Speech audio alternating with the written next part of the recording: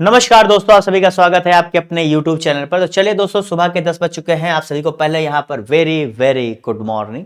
और चलिए, जो बहुत इंपॉर्टेंट चीज़ है आप सभी लोगों के लिए, क्योंकि आपको अगर यहाँ पर अधिकारी बनने का सपना जगाए हुए हैं और अपने घर वालों को यहाँ पर रोज़ बताते हैं कि बस रुके रहिए, हम अधिकारी बनकर एक दिन आएंगे, तो उसके लिए जो ज़रूरी चीज़ है उसकी शुरुआत करते हैं। क्योंकि सुबह से जब अच्छी चीज़ों की शुरुआत होगी तो दिन भी हमारा अच्छा गुजरेगा। ठीक है, तो चलिए, यहाँ पर समान अध्ययन की जो कि बहुत ही क्या कहते हैं, आपके अधिकारी बनने की जो जान है वो यहीं अटकी पड़ी है।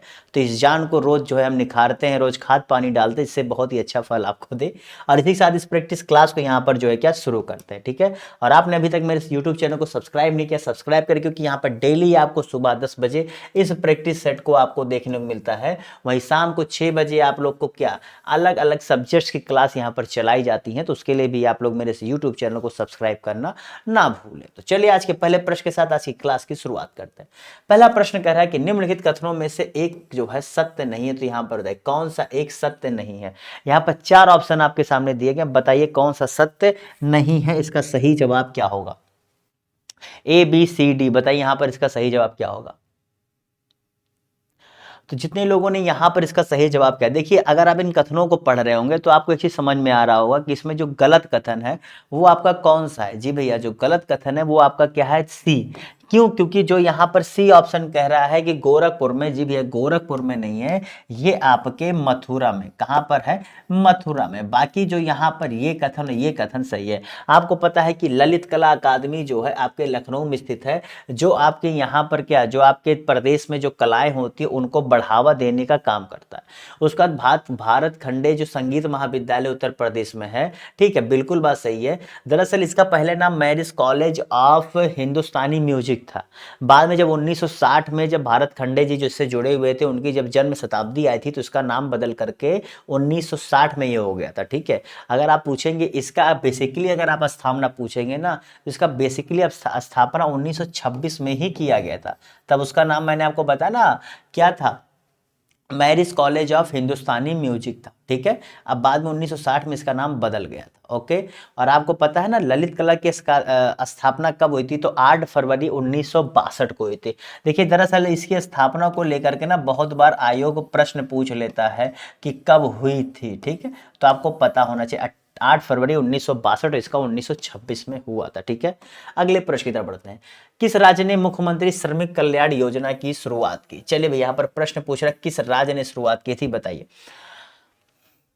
इसके अलावा भी कुछ अन्य राज्यों में हुई है, सबका अपना अलग अलग टर्म है, लेकिन यहां पर चारों में से सिर्फ एक राज्य में हुआ और उस राज्य का नाम आपको पता होना चाहिए। तो जितने लोगों ने उसका सही जवाब क्या दिया है, जितने लोगों को उसका सही जवाब अरुणाचल प्रदेश जवाब दिया, सही कर लीजिए। जी भैया, अरुणाचल प्रदेश में हुआ था। इसमें क्या हुआ कि इन्होंने क्या किया ना कि पहले आपको एक श्रमिक कल्याण योजना लागू की। इसके अंतर्गत आपका रजिस्ट्रेशन कराया जाएगा। उसमें रजिस्ट्रेशन में क्या होगा, जो लोग भाग लेंगे उसके अंतर्गत जो यहाँ पर होंगे उनको जो मातृत्व लाभ मिलता है, जो पहले 1000 था उसे बढ़ा करके कितना 6000 कर दिया इन्होंने। ठीक है, उसके बाद अगर आपकी दुर्घटना मृत्यु जो है प्राकृतिक तरीके से हो रही, तो जो पहले 50,000 था उसे बढ़ा करके कितना 2 लाख कर दिया। ठीक है, उसे बढ़ा करके 2 लाख कर दिया। और वहीं पर अगर आपकी अप्राकृतिक तरीके से या दुर्घटना से मृत्यु जो पहले 1 लाख था उसे बढ़ाकर कितना 4 लाख कर दिया गया। कितना भैया? 4 लाख कर दिया गया। तो ये जो है आपके कहां पर, अरुणाचल प्रदेश में जो है ये चीज हुई है। ठीक है, तो चलिए दोस्तों अगले प्रश्न की तरफ बढ़ते हैं। अगला प्रश्न है तापीय विलोमता का आशय है। जी भैया, तापीय विलोमता बहुत ही बेसिक सा क्वेश्चन है। अगर आपने बेसिक एनसीईआरटी पढ़ी होंगी तो आपको बिल्कुल भी यहाँ पर इफ और बट आएगा ही नहीं आपके दिमाग में। ठीक है, तो बताइए इसका सही जवाब क्या होगा। चलिए बताइए। तो जितने लोगों ने यहाँ पर इसका सही जवाब क्या दिया, देखिए इसमें क्या होता है, ऋणात्मक ताप पतन दर इसमें जो है पाया जाता है। ठीक है, तो पहले इसका सही जवाब बता दे क्या होता है। इसमें अगर आप ऊंचाई पर जाते हैं तो तापमान घटने की जगह तापमान बढ़ता जाता है। तो बढ़ती ऊंचाई के साथ अगर आप तापमान बढ़ता पा रहे हैं तो वो तापीय विलोमता से ऐसे होता है, यानी क्या वहां पर ऋणात्मक ताप पतन दर, वहां पर आप उसे कह सकते हैं। ठीक है, अगले प्रश्न की तरफ बढ़ते हैं। निम्न कथनों पर विचार कीजिए, सत्य कथनों का चयन करें। यहां पर बताइए 3 ऑप्शन, 3 कथन दिए गए, बताएं 3 कथनों में से कौन सा कथन जो है सत्य है। जो आपके घेरे के अंदर देखिए क्या पूछता है, सत्य पूछता, असत्य पूछता, मैं इसलिए घेरे के अंदर कर देता हूं जिससे आपको कंफ्यूजन ना हो। ठीक है, चलिए बताइए यहां पर इसका सही जवाब क्या होगा। तो देखिए भारत की तट रेखा की कुल लंबाई इतनी है, हाँ है। सबसे छोटी तट रेखा गोवा राज्य है, हाँ है। कितनी? 101 किलोमीटर है। देखो 101 किलोमीटर राज्यों के हिसाब से। अगर आप पूछेंगे कि ओवरऑल सबसे छोटी कौन सी यूनियन टेरिटरी और मिला करके, तो दमन एंड दीव की है जो कितने 42.5 है, और गोवा राज्य की कितनी 101 ही है। और गुजरात के बाद सबसे छोटी तट रेखा महाराष्ट्र की, तो नहीं भैया, ये जो है आपके आंध्र प्रदेश की है, ठीक है। तो यहाँ पर क्या हो जाता है, पहला सही, दूसरा सही, तीसरा गलत, यानी कि सी इसका जवाब हो जाएगा। महाराष्ट्र दरअसल अगर आपसे पूछे तो कितने नंबर पर आता है, तो देखो टॉप में 4 बता दे रहा हूं। पहला गुजरात, दूसरा आंध्र प्रदेश, तीसरा तमिलनाडु और चौथे पे आपका महाराष्ट्र आता है, ठीक है। ये आपके दिमाग में होना चाहिए। महाराष्ट्र का ज्यादा नहीं, 650, मतलब 652.6 किलोमीटर की तट रेखा है। वहीं गुजरात का आपका कितना 1200 जो है आपके 14 के आसपास है, 1214। और वहीं पर अगर मैं आपसे आंध्र प्रदेश का बताऊं तो 973 है। कितना? 973 है। और वहीं पर आपका जो तीसरे नंबर पर तमिलनाडु है, तमिलनाडु कितना है? 906 है। कितना? 906। क्लियर? समझ गए? चलिए भैया अगले प्रश्न की तरफ बढ़ते हैं। अगला प्रश्न है यहाँ पर कि 19वीं सदी के जो कृषक विद्रोह थे उनके संबंध में सही सुमेलित कीजिए। चलिए आपको सुमेलित करना है। यहाँ पर आपके सामने चारों का मिलान का दिया गया है। बताइए इसका सही जवाब क्या होगा। कुकी कूका, जी भैया बहुत बार तो लोग कंफ्यूज जाते हैं कि कहीं कुकी को गलती से कूका तो नहीं लिख दिया, कूका को कहीं गलती से लिख दिया। दोनों अपने अलग अलग आंदोलन है, दोनों अलग अलग क्षेत्र से, एक ईर घाट है दूसरा बीर घाट है। इस हिसाब से जान के चलिए कि दोनों विद्रोह में इतना ज्यादा डिफरेंस देखने को मिलेगा। तो देखिए भैया जो आपका कुकी विद्रोह था, कुकी विद्रोह कहां से था? कुकी विद्रोह जो आपके भारत के नॉर्थ ईस्ट या पूर्वोत्तर इलाके देखते वहां से था। कहां से भैया? आपका जो आपका चटगांव एरिया क्षेत्र था और उसके जो उसके उधर के जो क्षेत्र थे, मतलब और पूर्वोत्तर जाने पर, तो वहां से था, ठीक है। तो ये आपका क्या हो गया? त्रिपुरा। कूका आपका कहां से था? कूका भैया आपका था कहां से? पंजाब से। क्योंकि इसमें जो है क्या नाम है, इसमें जो है ब्रिटिश सरकार के अंतर्गत ही 22 जगहों पर पंजाब के 22 गांवों में इन्होंने क्या समानांतर सरकार चलाई थी आपके कूका विद्रोह के अंतर्गत। पावनम क्या था? जमींदारों के विद्रोह किया गया था। किसने किया था? किसानों ने। तो ये किससे था भैया? आपका बंगाल से। और बिरसा मुंडा आपका बिहार से। तो डी जितने लोगों ने यहाँ पर जवाब दिया वो सही कर ले, ठीक है। चलिए अगले प्रश्न की तरफ बढ़ते हैं। अगला प्रश्न है कि 2023 में, चलिए प्रश्न पढ़िए आराम से, ऑपरेशन का नाम बताना है आपको, प्रश्न को ध्यान से पढ़िए। मैंने आप लोगों से ये प्रैक्टिस क्लास पढ़ाते हुए बार बार कहा है कि जीवन में अगर सबसे बढ़िया नंबर लाना है तो उसके लिए 2-3 चीज़ें जरूरी हैं। उनमें से एक चीज़ ये भी है कि प्रश्न जब भी आपके सामने आए तो उस प्रश्न को पहले समझने की कोशिश करो, क्योंकि आप पढ़े बहुत हो, आपके दिमाग में फीड है, लेकिन उस दिमाग से उसके लिए स्पेशल डाटा को लाने के लिए आपको उस डाटा पे जा कर के क्लिक करना पड़ेगा। तो उस डाटा पे क्लिक कैसे होगा? जब आप उसको 1-2 बार पढ़ोगे तब आपके दिमाग से अपने आप क्लिक होकर आ जाएगा, अच्छा हाँ ये चीज़ कुछ पढ़े हो। अब डिपेंड करता है तुमने रिवीजन कितना अच्छा किया। जितना अच्छा रिवीजन किए होगे उतना अच्छा आपको क्या होगा, चीज़ें समझ में आएंगी। तो जितने लोगों ने क्या यहाँ पर ऑपरेशन सजग जवाब दिया है वो सही कर ले, ठीक है। इसमें क्या हुआ था, दरअसल आपके पश्चिमी तट पर, जी भैया पश्चिमी तट पर जो भारतीय तटरक्षक बल वाले थे, इन्होंने जो है क्या फिशरमैन जो क्या कहते हैं मछुआरे हैं उनको जागरूक करने के लिए, साथ ही साथ किस प्रकार से जो भारतीय तटरक्षक बल हैं वो किस प्रकार से सुरक्षा कर रहे हैं, किस प्रकार की चेकिंग करते हैं जो चीज़ें आ रही जा रही हैं, इसके लिए एक जो ऑपरेशन चलाया था कि वो बेसिकली अपनी तैयारी देखते हैं और साथ ही साथ जो वहाँ पर लोग हैं उनको जो है जागरूक करते रहते, समय समय बताते रहते हैं। ये एक मान के चलिए होने वाली प्रक्रिया है जो जरूरी है, क्योंकि होता नहीं है कि आप उस चीज़ को भूल ना जाए और हम उस चीज़ को लेकर क्या नकारा ना हो जाए। तो ऐसे ऑपरेशन सरकार द्वारा जानबूझकर चलाए जाते हैं और जरूरी भी है, ठीक है। समझ गए? वेस्ट कोस्ट पे हुआ था 18 सितंबर 2023 को हुआ था, कि सितंबर तो आप देखिए रहे हो लिखा हुआ है, ठीक है। चलो अगले प्रश्न की तरफ बढ़ते हैं। अगला प्रश्न है निम्नलिखित कथनों पर विचार कीजिए और सत्य कथन चुनें। चलो यहाँ पर जवाब दीजिए, सत्य कथन क्या होगा? आप लोग बताइए यहाँ पर सत्य कथन क्या होगा। चलिए जवाब दीजिए। चलिए थोड़ा सा मैं जादू दिखाता हूँ आप लोगों को। जादू देख लिए? चलो बताइए क्या होगा।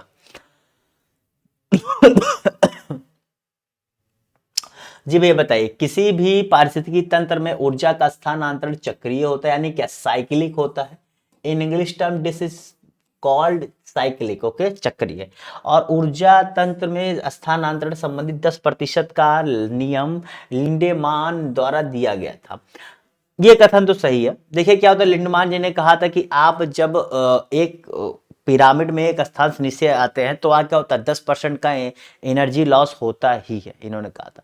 तो अगर अब मैं आपको बताऊं तो यहाँ पर केवल दूसरा कथन ही सही है, पहला कथन गलत है। भैया ये यूनिडायरेक्शनल और नॉन साइक्लिक होते हैं। ये जो आप स्थानांतरण होता है ये नॉन साइक्लिक होता है, मतलब कि अचक्रीय होता है, पहली बात तो ठीक है।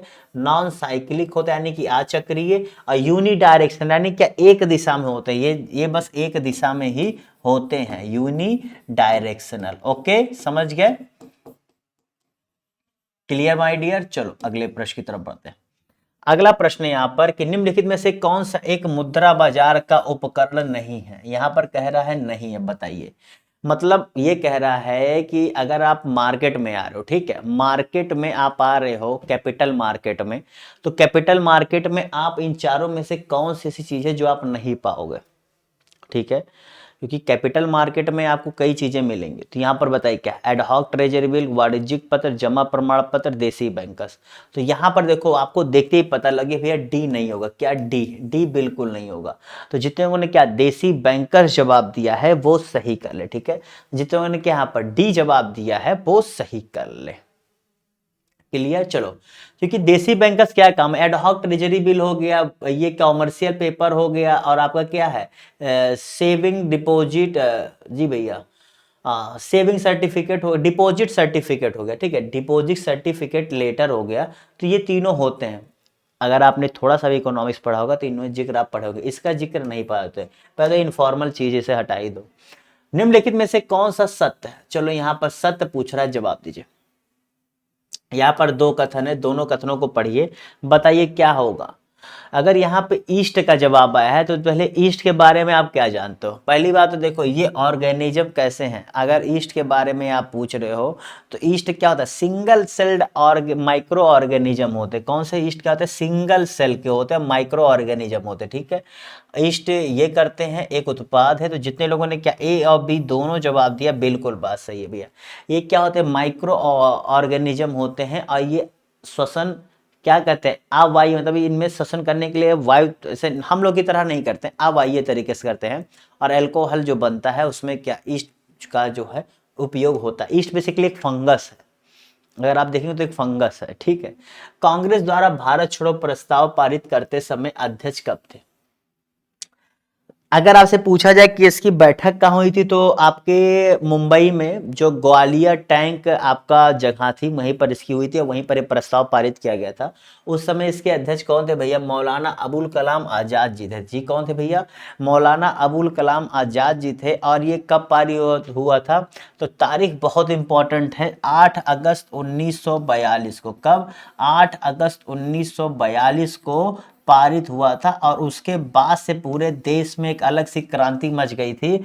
बस वो बात अलग है कि बंटवारे का दंश भी बहुत गहरा था, क्योंकि वहां पर जो है कम्युनलिज्म बहुत फैल गया था, उसकी एक कारण था। इस साइड भी जहां उधर मुस्लिम लीग जैसी पार्टी थे जो पूरा धर्म को लेकर चल रही थी, तो इधर भी जो है आप देखेंगे तो 2-3 पार्टियां थी, से हिंदू महासभा और 1-2 पार्टीज और थी, उन्होंने भी जो है केवल धर्म को आधार बनाया था।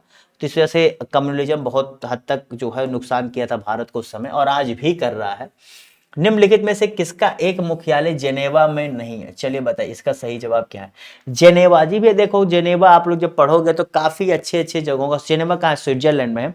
देखो जगह तो पहली बात तो बहुत प्यारी है, डेवलप है, लेकिन ऐसा नहीं है कि अन्य जगह नहीं है। लेकिन क्या होता है, जब एक चीज का बन जाता है वैसी फैसिलिटी मिलने लगती है तो सब वहीं चले जाते हैं। जी भैया, तो जितने लोगों ने यहाँ पे इसका सही जवाब क्या दिया है, तो जितने लोगों ने यहाँ से क्या, इंटरपोल, इंटरपोल का भैया आपके फ्रांस में, कहाँ पर? फ्रांस में। फ्रांस के कहाँ पर भैया? लियोन, LYON, लियोन में जो है ये स्थित है, ठीक है। Lyon France. अब आप देखोगे इंटरपोल है क्या? इंटरपोल बेसिकली क्या होता है, जो इंटरनेशनल मतलब सभी देशों के जो यहाँ पर क्या आते हैं, पुलिस हैं ऑर्गेनाइजेशन, उनका अपना क्या होता है, एक पूरा संस्था है जो 190 देश इसके मेंबर है। कितने? 190 देश। ये 190 देशों के पुलिस के बारे में अगर जैसे मान चलो इंडिया को किसी को पकड़ना है और उन्हें पता है कि इस देश में, तो यहाँ की पुलिस उस देश के पुलिस से क्या करेगी, कनेक्ट करेगी। उसके लिए क्या, इंटरपोल के द्वारा ही होता है, ठीक है। आप ये खास करके क्रॉस बॉर्डर के लिए ही इंटरपोल की जरूरत पड़ती है, ये जान लेना। अगर विदेश के मूवीज देखोगे तो उसमें आपको समझ में आए कि इंटरपोल वहां पर ज्यादा है, खास करके जो ये बड़े गैंग चलाते हैं वो लोग कहते हैं इंटरपोल वाले उठा ले जाएंगे। अभी इंडिया में इंटरपोल जैसी जरूरत नहीं पड़ती, क्योंकि अभी इंडिया में जो गैंग चलाने वाले हैं उस हद तक नहीं है, कितना ज्यादा सोचे। कनाल सिंचाई व्यवस्था अपनाई गई है, तो बताओ भैया कनाल सिंचाई व्यवस्था कहाँ अपनाई गई है? मध्य पूर्व में सबसे, मतलब बेसिकली कहना चाहिए जो कनाल व्यवस्था थी इसकी शुरुआत ही कब हुई थी, किस एरिया में हुई थी? मध्य पूर्व में, पश्चिमी यूरोप में, संयुक्त राज्य अमेरिका में या चीन में? तो इंडिया के बारे में बता दूं, इंडिया में कौन शुरू किया था? चलो बताओ, अगर इंडिया में पूछो तो इंडिया में कौन शुरू किया था? पहले इंडिया का बता दो फिर मैं समझूंगा। तो इंडिया में भैया आपके फिरोज शाह तुगलक ने चालू किया था, और इसकी शुरुआत अगर देखोगे तो मेसोपोटामिया के समय, मेसोपोटामिया में यानी कि आज के इजिप्ट में जो है माना जाता है कि इसकी शुरुआत हुई थी। ठीक है, तो इजिप्ट में जो मेसोपोटामिया था यानी कि वो कहाँ है? वो मध्य पूर्व में है, क्योंकि आप मेडिटेरेनियन देखते हो ना, मेडिटेरेनियन सी के नीचे, तो मध्य पूर्व में जो है उसका माना जाता है। ठीक है, चलिए अगले प्रश्न की तरफ बढ़ते हैं। क्लास अच्छी लग रही है तो लाइक कर दो, और ऐसी क्लास और देखनी है तो सब्सक्राइब कर दो, और बाकी मैं रोज मिल रहा हूं। अगले प्रश्न की तरफ बढ़ते हैं। सही बात है तो जवाब दो। क्या कह रहा है कि मुगलों द्वारा चलाई गई मनसब व्यवस्था में से कौन से निर्धारित होते थे? आपको पता है जो मनसब व्यवस्था आई थी उसने वास्तव में, मनसब व्यवस्था को अगर मैं ओवरऑल कह दूं तो इसे टोडरमल व्यवस्था भी कहते हैं। आपको पता है कि टोडरमल जी द्वारा लाया गया था, और इसमें यह भी आपको पता है कि इस व्यवस्था के अंतर्गत आपके क्या कहते हैं, सैनिक, घुड़सवार कितने रखने हैं, सैनिक कितने रखने, इसकी व्यवस्था होती थी। वो किस पद पर होंगे, उनको वेतन क्या मिलेगा, और कौन मनसबों के अंतर्गत जो भिन्न पार्ट होते हैं उसमें उनका उत्तरदायित्व क्या होगा, तो सारी चीजें आपको इसके अंतर्गत बताई जाती थी। ठीक है, तो जितनों ने क्या डी जवाब दिया वो सही कर ले। अगला प्रश्न है, राज्य विधान मंडल की शक्तियों के संबंध में निम्न में से कौन सा एक असत्य कथन है? चलो बताओ यहाँ पर असत्य कथन क्या है? चलिए बताइए भैया इसका असत्य कथन क्या है, जवाब दीजिए, इसका असत्य कथन क्या है? तो यह राज्य सूची या संवर्ती सूची पर कानून बनाने में सक्षम है, संवर्ती सूची के विषयों पर इसे कानून बनाने का अनन्य अधिकार, ये और ये। बताइए इसका सही जवाब क्या होगा? मतलब कह रहा है क्या एक कथन असत्य है या फिर सारे सत्य हैं? अब इनमें आपका जवाब छिपा हुआ है। बताइए, अगर आप लोगों को यहाँ पर गलत कथन में नहीं दिखाई दे रहा है तो कहीं ना कहीं आपकी प्रैक्टिस और आपके पढ़ने में ही दिक्कत है, क्योंकि इसका सही जवाब क्या है? बी। आपको पता है कि जो संवर्ती सूची होती है उस पर राज्य सरकार भी क्या कर सकती है, अपने कानून बना सकती है, लेकिन जहां पर राज्य सरकार और केंद्र सरकार के बीच में यहां पर क्या आ जाएगा, फाइट आ जाएगी। फाइट इन द सेंस कि कोई चीज जो कानून बनाए, ये कानून बनाए, तो दोनों के कानून बनाए जाने पर जो केंद्र द्वारा कानून बनाए जाएंगे वो राज्य के कानून पर हावी होंगे। तो इसीलिए जो अनन्य अधिकार प्राप्त है, ये अनन्य अधिकार वर्ड ही यहां पर गलत है। ठीक है, अधिकार बनाने में सक्षम, लेकिन अनन्य अधिकार केवल केंद्र सरकार को है। अगला प्रश्न है कि चोलों के विषय में हमें उनके पूर्ववर्ती राज्य वंशों की अपेक्षा काफी अधिक जानकारी प्राप्त है, और चोल शासकों के इतिहासकारों द्वारा प्रतिदिन अपनी विजय गाथाओं को लिखवाया जाता था। चलिए बताइए क्या है यार, आसान सा प्रश्न है। और चोलों ने बहुत लंबा शासन किया था, चोलों ने करीब 1600 साल तक जो है शासन किया था। जी भैया, 1600 साल जो है चोल का शासन था, ये आप जान के चलिए। कोई हल्का फुल्का ऐसा नहीं था कि जो है ये आज ही आप चले गए थे। तो देखिए पहली बात, इसका सही जवाब क्या है? सी। ये प्रतिदिन नहीं लिखवाते थे। देखिए जानकारी तो हमें मिली, ठीक है, लेकिन इसका क्या है कि ये अपनी प्रतिदिन नहीं लिखवाते थे। ठीक है, लंबा शासन रहा था इनका। अगर इतने लंबे शासन के बारे में अगर सही जानकारी सब मिल जाए तो काफी कुछ जानने को मिल जाए, लेकिन ये पूर्ववर्तियों की जानकारी प्राप्त है। ठीक है, अगले प्रश्न की तरफ बढ़ते हैं। मतलब चोल से पहले जो थे उनके बारे में उतनी जानकारी उतनी नहीं प्राप्त होती है, ये चीज तो है। विज्ञान की किस भाषा के अंतर्गत जो है हम नींद का अध्ययन करते हैं? जी भैया, नींद। देखिए नींद का अध्ययन करने का मतलब, जैसे स्लीप डिसऑर्डर बहुत लोगों को हो जाता है, या फिर उन्हें एंजाइटी प्रॉब्लम हो जाती, तब भी आपको नींद नहीं आती है। डिप्रेशन में होगे, नींद नहीं आएगी, फिर आप कहोगे सर फट रहा है, कुछ समझ नहीं आ रहा है, कुछ अच्छा नहीं लगा। वास्तव में नींद बहुत अच्छी जरूरी है। नींद पे एक चीज कहूंगा, अगर आप पढ़ रहे हैं तो आप कम से कम जो है प्रतिदिन 6 से 7 घंटा मिनिमम सोना ही चाहिए। अगर आप अपनी देखिए एक चीज जान के चलिए, आप भोजन कर रहे हैं, भोजन आप कर रहे हैं, आपको एनर्जी मिल रही है, लेकिन अगर आप भोजन करने के बाद अगर नींद सही नहीं कर रहे तो आपका बदन थका हुआ महसूस होगा, ये आप कभी भी अंदाज लीजिएगा। और खास करके पढ़ने वालों को तो मैं कहूँगा कि अगर वो अपनी नींद में थोड़ी भी कटौती कर रहे हैं तो और ज़्यादा जो है नुकसानदेह, क्योंकि आप पढ़ेंगे चीज़ें उस हिसाब से आपके माइंड में क्या होगी, सेट नहीं होंगे। इसलिए आपको नींद की और ज़रूरत है, क्योंकि आप हार्ड कौन से मेहनत कर रहे हैं, लेकिन कौन से फिजिकल नहीं, मेंटल कर रहे हैं। और मेंटल की दशा में आपको और भी ज्यादा जो है दिमाग को शांत देने की जरूरत होती है। ठीक है, तो देखिए इसका सही जवाब क्या, हिप्नोलॉजी। तो क्या हिप्नोलॉजी जवाब दिया, सही कर ले। हिप्नोलॉजी बेसिकली एक हिप्नो थेरेपी है। ठीक है, हिप्नोलॉजी में क्या होता है, एक थेरेपी होती है जिसमें जो है क्या होता है, आपके जो डिसऑर्डर हैं, जो एंजाइटी, उसको क्या किया जाता है, सही किया जाता है। कहीं कि इसे पॉलीसोमनोग्राफी भी कहते हैं, अगर इसको बेसिकली देखा जाए।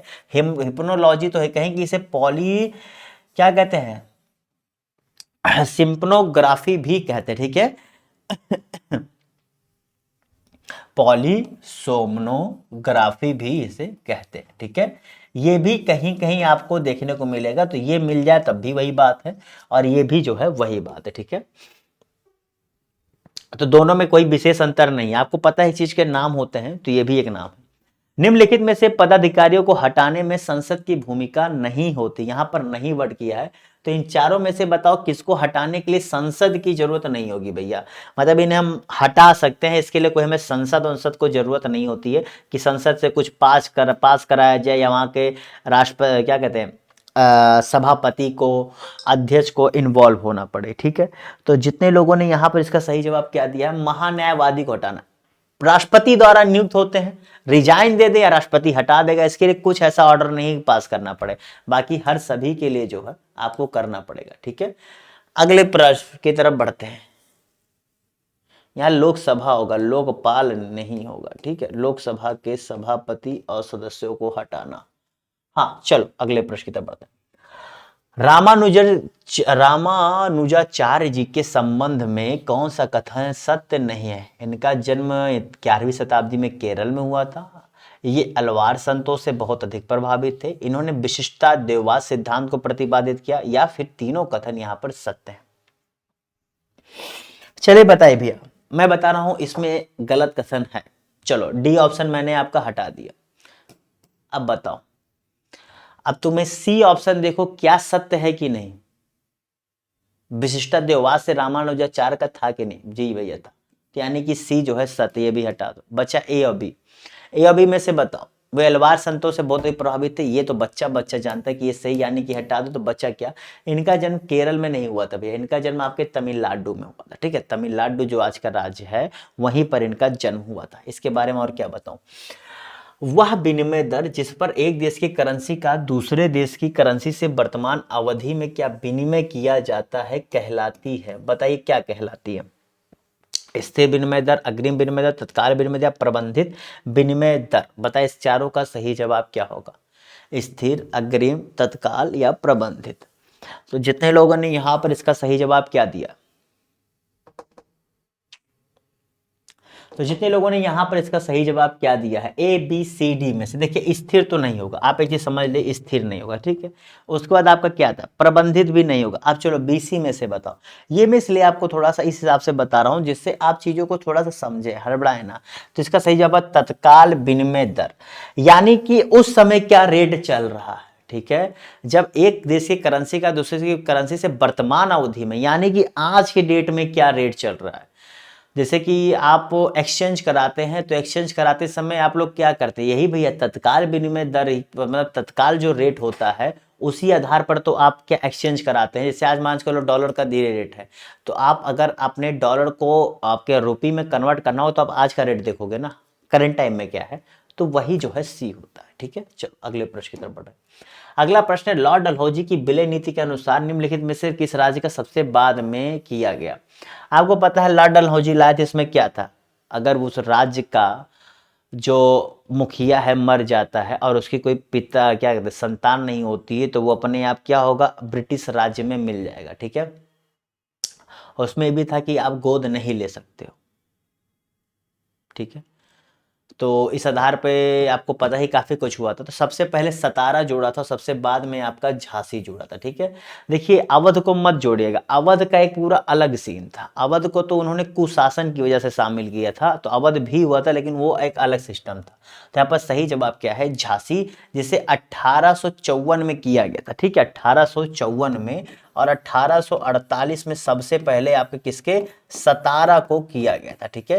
ये ईयर याद रखा करिए थोड़ा थोड़ा, क्योंकि आप में क्या होता है ना, सबसे बड़ी दिक्कत क्या है, आप में क्रोनोलॉजिकल क्वेश्चन आते हैं, इसलिए मैं ईयर को, डेट को काफी करता हूँ। क्योंकि इस बार 2023 का जो आर पेपर आया था करंट अफेयर्स में, तो उसने ऐसा क्रोनोलॉजी पूछ लिया था कि तो ये बता रहा है कि भैया हल्के मत लो मेरे एग्जाम को, डेट को समझो। क्योंकि यूपीएससी में इतना डेट को नहीं महत्व देते, लेकिन उसके बाद जो राज्य वाले होते हैं ना, वो डेट को बहुत ज़्यादा महत्व देते हैं। तो इसलिए डेट को मैं हर जगह आपको पिन पॉइंट करके बताता हूँ, और आपसे बार बार कहता हूँ कि प्लीज़ शॉर्ट नोट्स बनाइए, और शॉर्ट नोट्स में जो यहाँ बताऊँ उसे समझिए, और उसे कम से कम रिवीजन में अपने ज़रूर शामिल करिए, और रिवीजन करिए तो करिए। तो भैया माउंट मेरापी ज्वालामुखी कहाँ स्थित है, बहुत ही आसान जवाब है, इंडोनेशिया में, ठीक है। चलिए अगले प्रश्न की तरफ बढ़ते हैं। अगला प्रश्न यहाँ पर बताइए, औसत आय के संबंध में यहाँ पर सही जवाब क्या होगा। औसत आय के संबंध में बताइए यहाँ पर इसका सही जवाब क्या होगा, और सही उत्तर का आपको चयन करना है। यहाँ पर देश की कुल आय को कुल जनसंख्या से भाग देकर निकाली जाती है, औसत आय को ही प्रति व्यक्ति आय भी कहते हैं। बताइए इसका सही जवाब क्या होगा। तो जितने लोगों ने यहाँ पे इसका सही जवाब किया, दोनों ए और बी दिया है, वो सही कर ले। अब देखिए यहाँ पर औसत आय की बात आई है, तो चलिए यहाँ पर एक दो इंपॉर्टेंट पॉइंट जो करंट की टॉपिक है उसको बता दूं। देखिए अभी हाल ही में आप लोगों ने सुना होगा कि भारत सरकार पर कर्जा बहुत ज़्यादा बढ़ गया, क्योंकि इसने जो है अन्य देशों से, सॉरी, वर्ल्ड बैंक और ऐसी संस्थाओं से बहुत ज़्यादा कर्जा लिया। बिल्कुल बात सही है, क्योंकि अभी एक जो डाटा आया था, उस डाटा को जब मैं पढ़ रहा था उसमें यही चीज़ें निकल के आई थी कि जो करंट गवर्नमेंट चल रही है, इसने पूर्ववर्ती गवर्नमेंट की तुलना में, देखिए जीडीपी हमारी बढ़ी है, इस चीज़ से हम इनकार नहीं करेंगे कि कोई भी देश की जीडीपी घटती है ऐसा बहुत कम सुना, खास करके जब आप 140 करोड़ की जनसंख्या हो, जहां अगर इंसान हुआ बच्चा अगर कुछ खा रहा है, वो भी टैक्स दे रहा है, तो वहां पर आपको कभी भी जीडीपी घटती हुई नहीं दिखेगी, ठीक है। तो यहां पर क्या हुआ कि आपकी जीडीपी बढ़ी है, लेकिन जीडीपी के कंपेयर में जो आपका डेप्ट है वो बहुत बढ़ता जा रहा है। आज की डेट में हम 90% को क्रॉस कर चुके हैं, और वर्ल्ड बैंक ने इसीलिए जो है इंडिया को एक बार सलाह भी दी, जिसे लेकर के न्यूज में रहा कि भैया आप पर डेप्ट बहुत बढ़ रहा है, आप थोड़ा सा संभलने की कोशिश करिए। देखिए हम श्रीलंका नहीं बनेंगे, हम पाकिस्तान नहीं बनेंगे, हमें पता है, क्योंकि हमने पिछले समय में बहुत अच्छा काम किया हुआ, ठीक है। मनमोहन सिंह जी और काफी लोगों ऐसे आए जिन्होंने बहुत अच्छा काम किया, मैं वित्त मंत्रियों की बात कर रहा हूँ ना कि प्रधानमंत्री की, अच्छा काम किया, उसी वजह से आज हमारी अर्थव्यवस्था बहुत मजबूत है कंपेयर टू हमारे आसपास के देशों के, ठीक है। तो ऐसा नहीं हम बन जाएंगे, लेकिन हाँ आज की डेट में हमारे ऊपर कर्जा बहुत है। एक करंट टॉपिक था, क्योंकि आय की बात आई तो आपको ये चीजें पता होनी चाहिए। अगला प्रश्न है, निम्नलिखित में से किस प्रकार की खेती कृषि को कर्तन दहन कृषि के नाम से जाना जाता है। चलिए बताइए इसका सही जवाब क्या होगा। कर्तन दहन कृषि, तो जितने लोगों ने यहां पर इसका सही जवाब क्या दिया है, जितने लोगों ने यहां पर इसका सही जवाब क्या, बेरी इजी प्रश्न भैया, स्थानांतरित कृषि को ही कहते हैं, झूम कृषि, ऐसे अलग अलग है। इसके सिद्धांत में कौन सा सही भैया, big bang theory. Big bang theory में बताइए, यह ब्रह्मांड की उत्पत्ति से 137 13.7 अरब वर्ष पहले हुआ था। यह सिद्धांत के अनुसार ब्रह्मांड को निर्माण करने वाली सभी पदार्थ एकाकी के रूप में पहले एक ही स्थान पर थी, और इसका आयतन अत्यधिक तथा तापमान एवं घनत्व शून्य था। तो देखो भैया यहाँ पर यही जो डी है ना, ये गलत है, ये गलत है, ऐसा नहीं था, ठीक है, ऐसा नहीं था। आयतन अधिक तथा तापमान एवं घनत्व शून्य नहीं था, घनत्व तो शून्य था ही नहीं, किसी भी हालत में घनत्व शून्य नहीं था, ठीक है। चलो अगले प्रश्न की तरफ बढ़ते हैं। संसद के किसी सदन में यदि बैठक के दौरान कोरम पूरा नहीं होता है तो सदन का स्थगन या निलंबन कर दिया था। तो कोरम से क्या तात्पर्य है जी भैया, ये कहा गया है हमारे संसद की कार्यवाही को शुरू करने के लिए, चाहे राज्यसभा हो चाहे लोकसभा हो, कि एक कोरम है कि अगर हमें संसद चलाना तो कम से कम इतने सदस्य उपस्थित होने चाहिए। उन सदस्यों की संख्या को उस सदन की कुल संख्या का 1/10 जो है निर्धारित किया गया है, यानी कि जितनी संख्या है उसका 1/10 अगर नहीं उपस्थित हो तो आज की सदन नहीं चलेगी, यह स्पष्ट कहा जाता है, ठीक है। अगला प्रश्न है, कि सितंबर 2023 में किसे दादा साहब फाल्के अचीवमेंट पुरस्कार से सम्मानित किया गया। आपको पता है दादा साहब फाल्के, भैया दादा साहब फाल्के को क्या जाता है, फादर ऑफ इंडिया सिनेमा जो है उन्हें कहा जाता है। और आपको पता है कि देखिए इसकी शुरुआत 1969 से हुई थी, ठीक है, 1969 से हुई थी। और अब तक करीब 52 या 53 लोगों ने शायद जो है इस अवार्ड को पाया हुआ है। और अभी हाल ही में जो 2023 में अवार्ड मिला है वो मिला है आपको किसके, वहीदा रहमान जी को मिला है। किसे भैया, वहीदा रहमान जी को मिला है, ठीक है। और सबसे पहला किसे मिला था, ये भी बहुत बार पूछा गया है प्रश्नों में। तो सबसे पहले भैया देविका रानी जी को मिला था। किसे, देविका रानी जी को यहाँ पर सबसे पहले मिला था। कुल 53 लोगों को जो है अब तक ये पुरस्कार मिल चुका है। और देखिए ये मिला तो 2023 में, लेकिन इन्हें मिला है 2021 के लिए मिला, ठीक है, ये चीज आप समझिएगा। दरअसल इसमें थोड़ी ना कि आज का हम आज दे देंगे, ये देते हैं थोड़ा सा लेट देते हैं सारी चीजों को देखते हुए, लेकिन मिला 2023 में। मिस यूनिवर्स 2023 का खिताब किसने जीता है, सोनिजस पलासियोस, सोनिजस पलासियोस ने जीता है। यह किस देश से हैं बताइए, यह किस देश से हैं।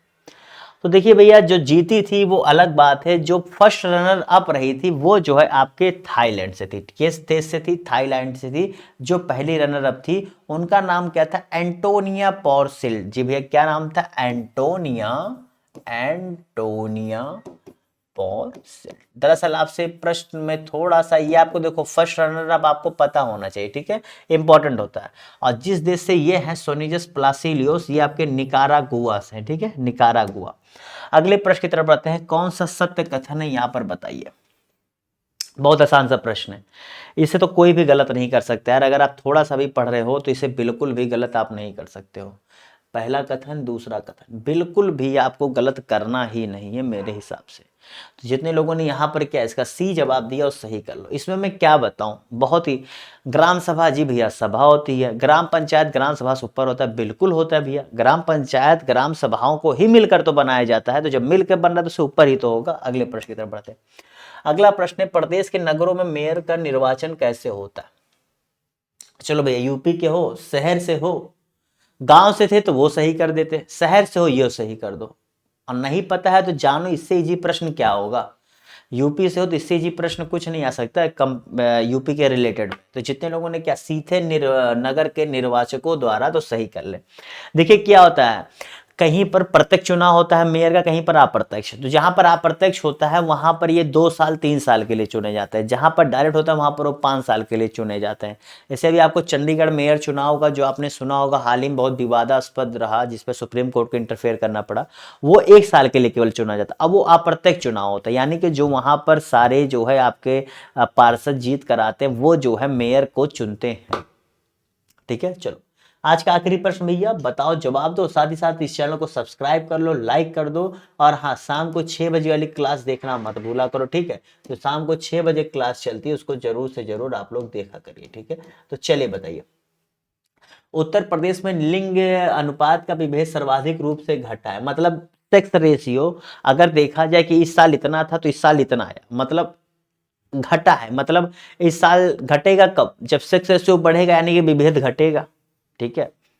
क्योंकि कुछ चीजें होते नहीं कभी कभी उल्टा काम करती हैं, तो यहाँ उल्टा ही समझो, सेक्स रेशियो बढ़ेगा तो यानी विभेद घटेगा, ठीक है। चलिए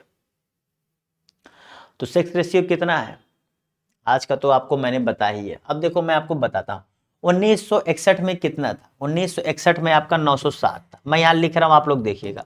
1900 फिर आपका 71 में कितना था, 876 था। कितना, 876 था। उसके बाद आपका क्या था दो, उसके बाद कितना आता है 1981 में कितना था, 882 था, 882 था। उसके बाद आपका कितना रहा 1991 में कितना था, 876 था, 876 था।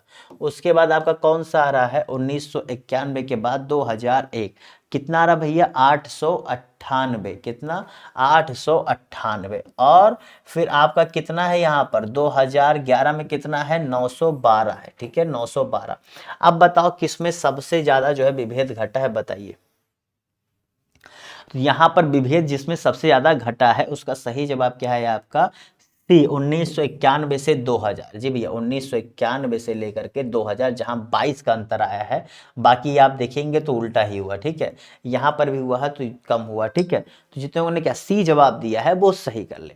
तो उम्मीद करता हूँ क्लास अच्छी लगी होगी। तो साथ लाइक नहीं किया तो लाइक कर दो, कमेंट करके बताइए क्लास कैसे लगी। और साथ ही साथ जाने से पहले कोई भी दिक्कत हो तो आप लोग जो है मेरा जो नंबर है उस पर मैसेज कर सकते हैं, जहाँ आपको कोई भी दिक्कत हो वहाँ पर आपको मिलेगी।